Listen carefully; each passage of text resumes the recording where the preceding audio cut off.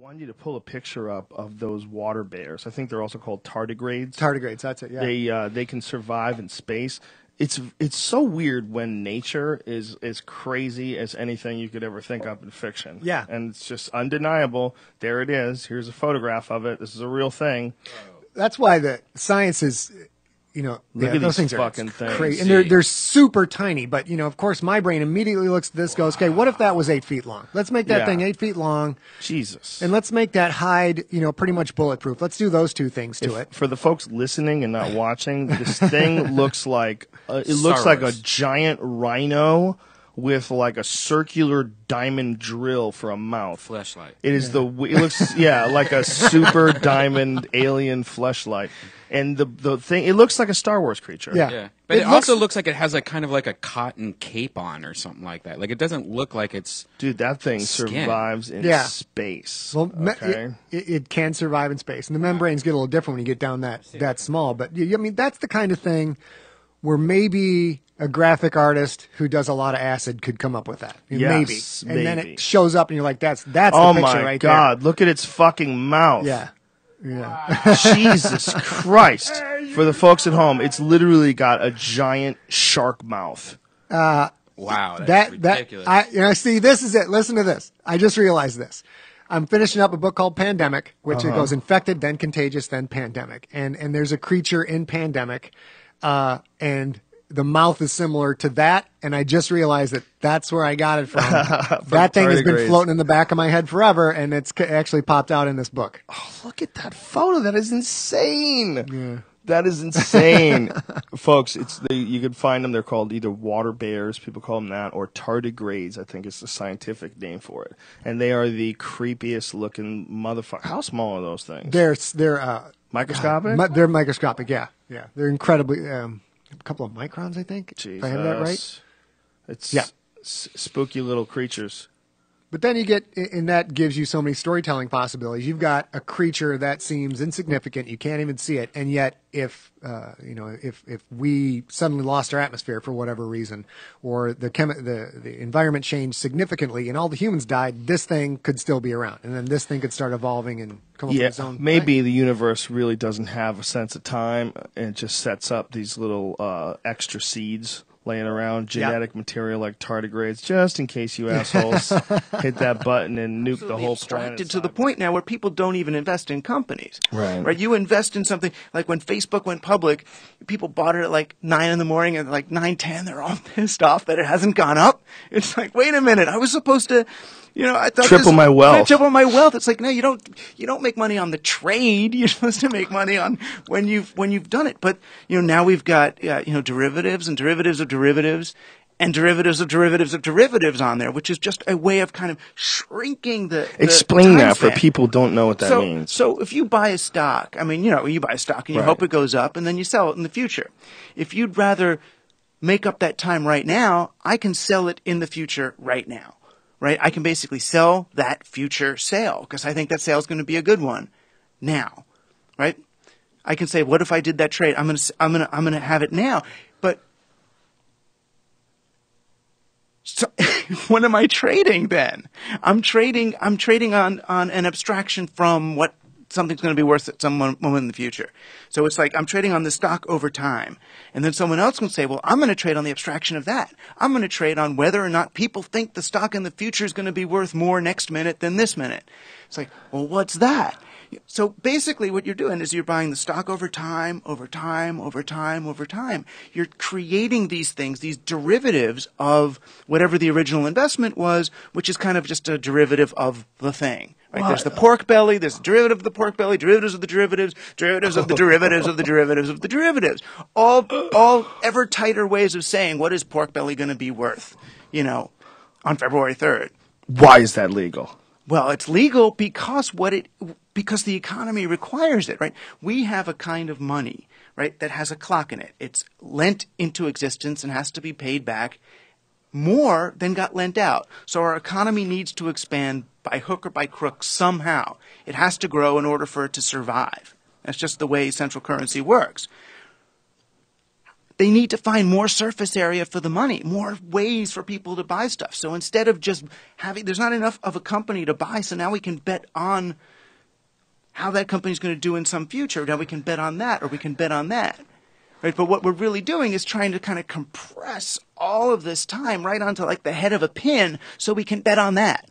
So I don't have to sit and wait, 3,000 years for Facebook to be worth something. I can trade on its future worth now. But the whole joke of that is people who are trading that way, there are these computers that are trading faster than them. So I put in one of my super fast, crazy, derivative trade. Goldman Sachs sees that order coming in on the computer. They're so close to the exchange, they can execute an order before my order even goes through based on having seen that I was going to do what I'm going to do. So they can literally trade in my future. Right? Wow. I am in their past. No, that's digital time shifting. That sounds like they're freaky. cheating. That's like someone like running a Quake server and they're local and then you have like 150 ping. Exactly. That's bullshit. I think so. Total bullshit. But the irony of it is it's gotten so big, right? Derivative trading is bigger than regular trading now. Oh, my God. So that the New York Stock Exchange actually just got bought. The exchange itself got bought by its derivative exchange. So it's almost just like the proof's in the pudding. It's like the derivative owns the market. But the reality is the world isn't flat. And there's a whole area of physics and science that has been drilled down on for years that establish all these things as true. It isn't talked about because the high priests of religion and the high priests of science are all opposed to this information coming out. So so part of the secrecy around this whole UFO issue isn't just the physical energy and propulsion systems, it's the paradigm. Because if you ask the question, in fact, going back to this dinner with the CIA director and his wife, very smart lady, and she turns in, we're sitting across the table having dinner. I mean, that was the cover story, it was a dinner. And she says, how are they communicating across the vastness of space? And of course, I had the I didn't know whether to tell her something that sounded scientific, so I maintained my credibility, or to tell her the truth and risk losing all my credibility. But I decided then, in the early days of this project, that if someone's smart enough to ask the question, I'm going to answer it honestly, even though it's going to blow their mind. And so I looked at her, and her husband, the CIA director, sitting next to me, I didn't really understand where she was going. I said, look, take our Milky Way. 100,000 light years across. All right. So that 100,000 light years is a distance. That's how far you would go at 186,000 miles a second for 100,000 years, going at that speed. That's just our own galaxy. Now, you take 1% of that, say 1,000 light years, at the speed of your cell phone or radio wave or TV wave or this system we're using right here. For someone from a star system 1% of the way through our galaxy, for them to say, hello, how are you? And for a spacecraft that's at another star system 1,000 light years away, say here, Earth, to say, fine, how are you doing? That just took how long? 4,000 years. 2,000 years. 1,000 one way and 1,000 another. So the time since the birth of Christ. So the speed of light is too damn slow. And so when you begin to go through what I call the crossing point of light, it's like the sound barrier was a big deal. The biggest deal is the light barrier. And when you go past the light barrier, you're going to cross into these kind of multiphasic resonant dimensions, part of which hook into the singularity of mind and thought. And actually, this film that we're working on, which is the largest crowd-funded documentary in history, to my knowledge, Sirius, and you can find out about it at SiriusDisclosure.com. It's been crowd-funded by the public. It's all been funded by people out there, thousands of people. We're going to do a premiere here in L.A. on April 22nd if you want to come. But I would love to. Okay, come. But we can't send things at the speed of light, right? I mean, even saying that. Beyond the speed of light. But they can't do that, right? I mean, you can't send information in the form of light yet, can you? No, but fiber optics and things of this sort. But does that move at the speed of light? Pretty much. Yeah. But okay. but what I'm saying is that if you go beyond the speed of light, right, it's a whole new physics. Of course. Okay. So that's what if these craft are here, and now I have over 4,000 cases where they've landed, and we have evidence. Uh-huh. I have 3,500 pilot cases. We have over 500 whistleblowers, top secret military corporate people, And I have 110 of them on digital videotape, although nobody really wants to see it, but I have it. So the question is, if they're here, how the hell they get here? Well, they're not using an Exxon Jet A fuel, and they're not using a solid rocket booster, and they're not using an ion drive or anything linear. So you have to begin to have this question. So when the CI director's wife asked me this, I told her about that they had technologies that interface with thought and consciousness. And that may sound as bizarre to people now, but if you took your cell phone and showed Thomas Jefferson your smartphone, they would think it was magic. If you went to Salem, Massachusetts a couple hundred years ago, you'd be burned at the stake as a witch. Yeah, so no the question. point is that people have to have some humility about the fact that humans are one half of one step out of the jungle technologically. And we're only 100 or so years into anything resembling real technology. On Egyptology in roughly 1992 that the Sphinx actually might be thousands of years older than the Egyptologists imagine. There was a huge outcry, and Egyptologists became very, very angry about it because they were threatened in the core of their being. And one of the arguments they made, which they thought was the killer argument, was, look, you're saying this monument is 12,000 years old, but there are no other large monuments anywhere in the world which are 12,000 years old. Well, unfortunately for the Egyptologists, that's no longer true, because there's just the most amazing site has been discovered in Turkey called Gobekli Tepe. Yeah, we talked about the last time you were on. Amazing. Incredible site. And it was deliberately buried by the people who made it. 14,000 years ago. Well, no, it looks like it was made 12,000 years ago. 12,000. And deliberately buried 10,000 years ago. And that means that no later culture has tramped over it to confuse the dating record.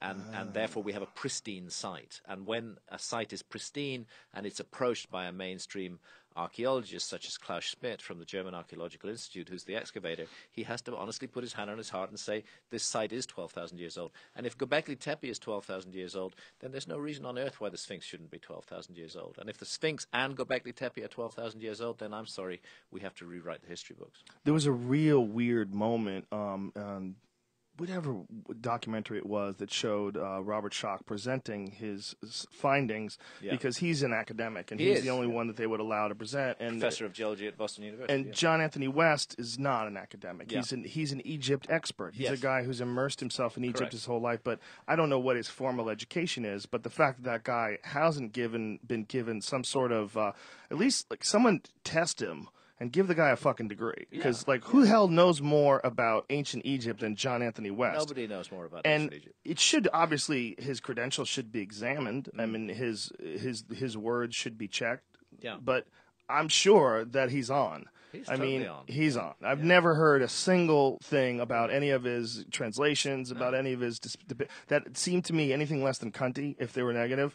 Like, it didn't make any sense at all. I think he's a pretty astounding person when it comes to his knowledge. I think John is an astounding person, and I think Egypt. that he's brought a unique insight to ancient Egypt, and he's done far more for the exploration of the past than any credentialed Egyptologist has ever done. So now that Gobekli Tepe has been clearly established at least 10,000 years old. That's when it was buried. 12,000 years old, because the best stuff is the oldest.